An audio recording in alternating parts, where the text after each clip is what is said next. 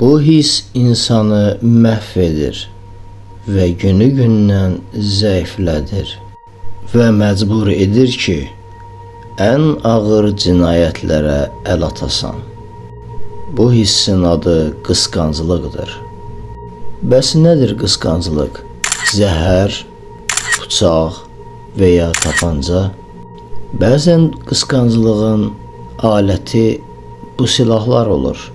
Hər kəs bu problemi özü bildiyi tərzdə həll edir.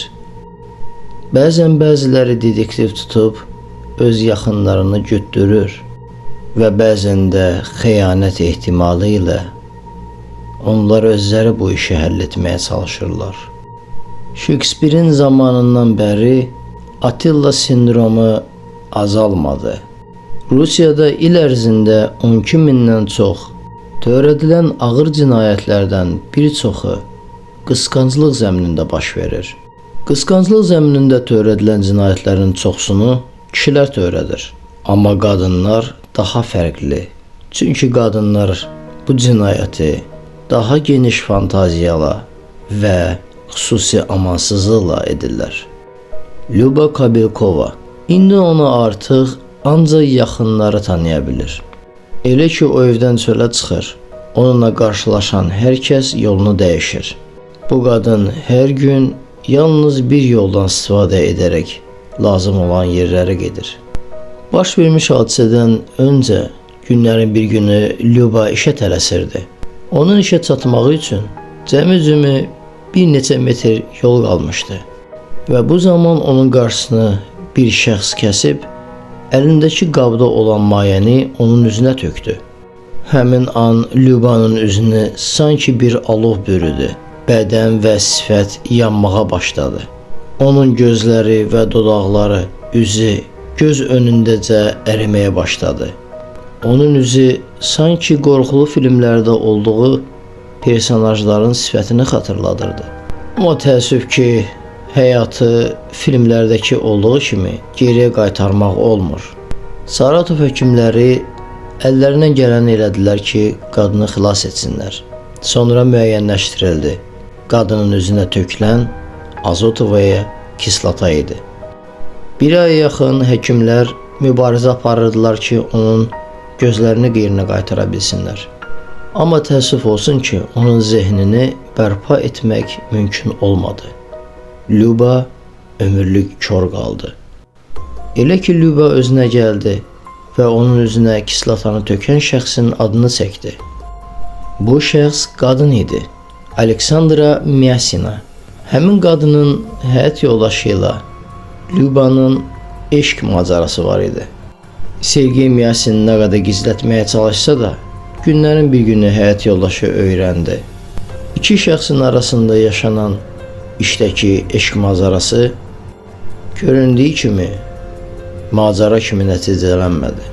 İstintaqa sonradan bəlli oldu ki, bunların eşq macərası artıq uzun illər idi ki, davam edirdi və bir gündə bunun zibilə çıxmalı idi.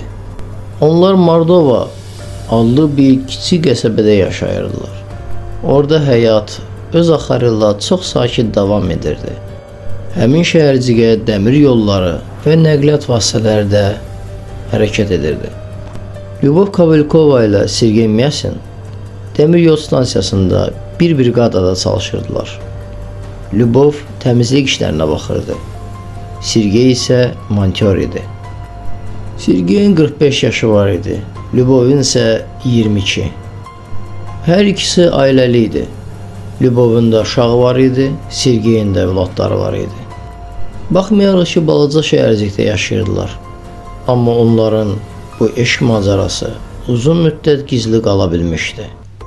Amma günlərin bir günü elə ki Lyuba nigahdan kənar bir övlad dünyaya gətirdi.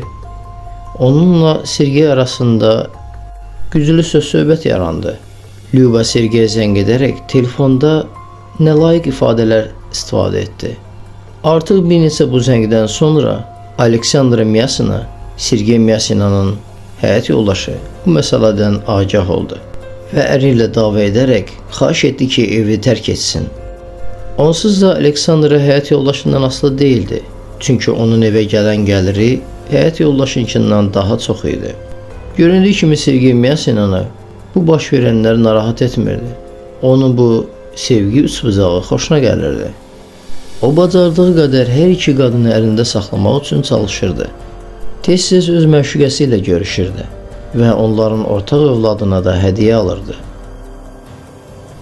Aldadılan qadın balaca bir şəhərciyin içərisində bu qadını hər kəs işarətlə göstərirdi.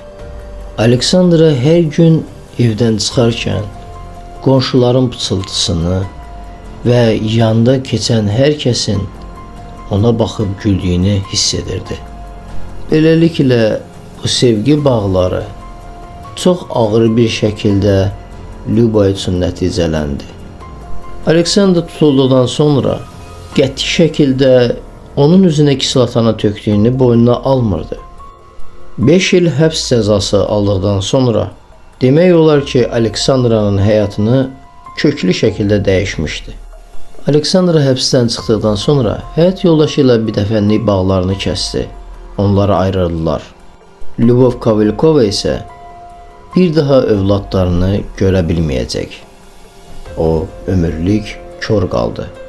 Bizlər üçün qəribə səslənsə də, Lyubov Kavalkovanın həyat yoldaşı onu bağışladı və hal-hazırda ona və onun qeyri-qanuni uşağına da xidmət edir.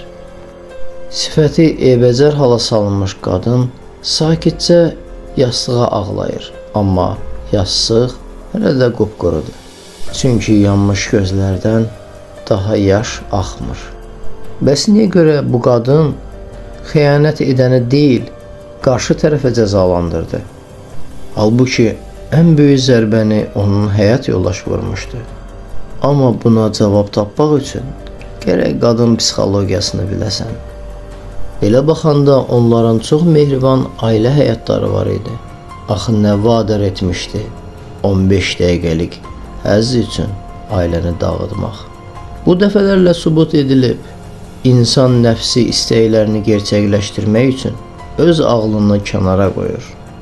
Elə ki bu his ödənildikdə ağıl yerinə qayıdır və nə boyda böyük bir xətanı törətdiyini anlayır. Xəyanət və qısqanclıq üzündən baş vermiş bütün cinayətlərdə uşaqlar demək olar ki, yetim qalır. Bir çox uşaqlar atasız böyüyür və ya anasız. Dostlar, siz Məxfi Cinayətlər kanalındaydınız. Kanalımıza abunə olaraq videolarımızı bəyənməyi unutmayın. Mümkünsə rəylər bölümündə öz fikirlərinizi bildirin. Bizim üçün bu çox maraqlıdır.